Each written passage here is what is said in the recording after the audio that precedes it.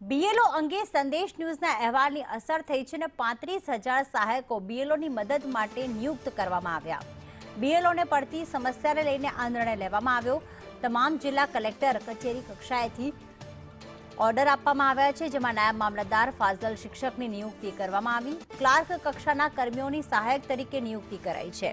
રાજ્યમાં 11 ડિસેમ્બર સુધી એસઆઈઆરની કામગીરી ચાલશે, જેમાં ફોર્મ અપલોડ છે, એકત્રીકરણ છે સહિતની કામગીરી કરવામાં આવશે।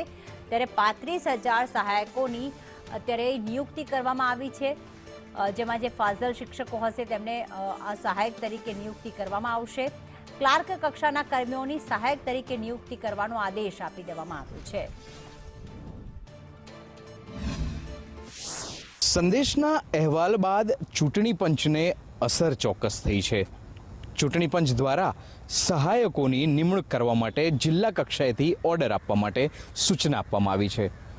લગભગ 35,000 જેટલા સરકારી કર્મચારીઓ કે જેમાં ક્લાર્ક, નાયબ મામલતદાર તેમજ ફાજલ પડેલા શિક્ષક જેવા જે કર્મચારીઓ છે તેમને સહાયક તરીકેના ઓર્ડર આપવામાં આવ્યા છે। પરંતુ 11 ડિસેમ્બર સુધી ચાલનારી આ જે એસઆઈઆરની કામગીરી છે તે કામગીરી તો શિક્ષકોએ જ પૂરી કરવી પડશે। નિર્મલ દવે, સંદેશ ન્યૂઝ।